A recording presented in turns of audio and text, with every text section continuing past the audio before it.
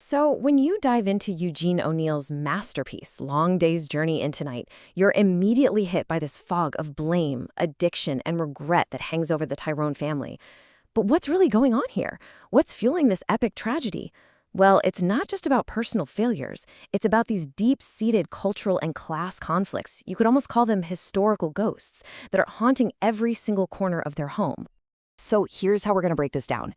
We're going to start inside their haunted house, then we'll investigate the patriarch's defining obsession.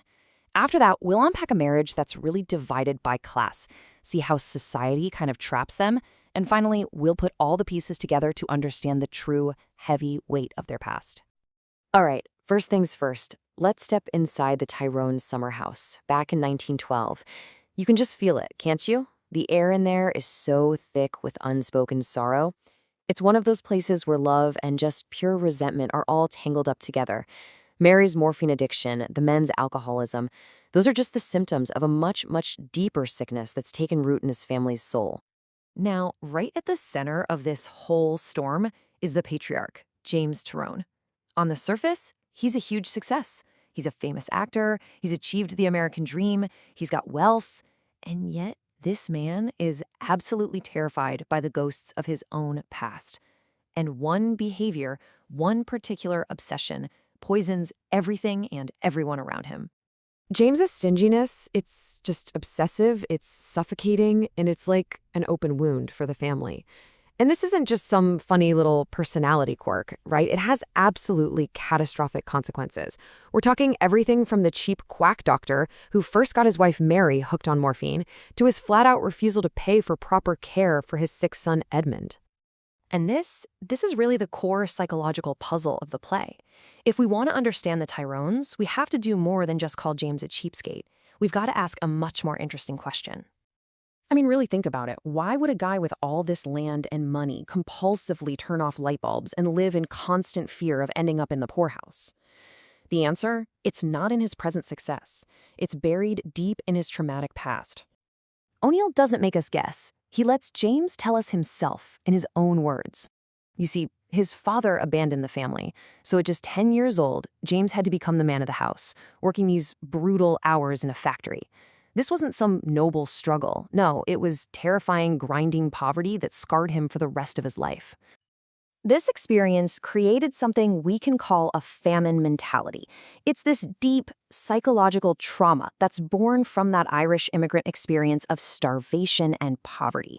For a guy like James, it doesn't matter how much money he makes. Nothing can silence that fear of the poorhouse. For him, money isn't for comfort or for living well. It's a shield against a past that he feels is always waiting to drag him back down. And, this trauma doesn't just mess with James. It creates this massive chasm right down the middle of his marriage. The constant conflict between James and Mary, it's really a clash of two very different Irelands. You see, James comes from what they called the Black Irish, the impoverished peasant class who had to flee the famine. His entire value system is shaped by pure survival. Mary, though, she's what you'd call lace curtain Irish. She had this comfortable middle-class upbringing, she was educated in a convent, and she always wanted a life of respectability. So she absolutely resents his shanty habits and his miserliness. To her, they're just a constant, ugly reminder of a social class she never ever wanted to be a part of. Okay, so you've got this class war happening inside the house. But what makes it 1,000 times worse are the pressures from the outside. The thing is, this family, in their own home, in their own town, they are completely and utterly alone. Despite all their wealth, the Tyrones are basically social outcasts. To their rich Yankee neighbors, they're still just shanty Irish. On top of that, James's job as an actor was seen as, well, pretty disreputable back then. And then you throw in the family's addictions. It all just isolates them even more. They have no outside social anchor, which forces them inward, turning their home into this claustrophobic pressure cooker with absolutely no means of escape. So when you start pulling all these different threads together, you begin to see the Tyrone tragedy for what it is. It's a perfect storm of personal psychology, class conflict, and historical trauma, all colliding at once. You can draw these really clear straight lines here. That trauma of poverty, It leads James to prioritize buying up land over his own family's healthcare, which directly fuels Mary's resentment and puts Edmund's life at risk. And Mary's respectable Catholic upbringing, it creates this terrible paradox where she's praying for forgiveness from the Virgin Mary while she's retreating into morphine, which just deepens her guilt and our sense of failure. And then the social discrimination they all face just makes them lonelier, forcing them to depend only on each other, the very people they keep hurting. So you see, the family's curse isn't just about a few bad decisions or some flawed personalities. What they're dealing with is a toxic inheritance. They're literally living out the consequences of the Irish famine, of immigration, of class struggle, and of social prejudice in America. History isn't just their backstory here, it's an active, destructive force right there in their living room. And that brings us to a final thought for you to carry forward.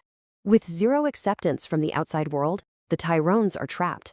So I want you to think about this.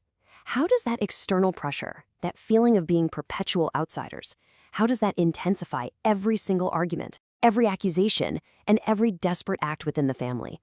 How does being locked out of society force them to turn on and destroy each other from the inside?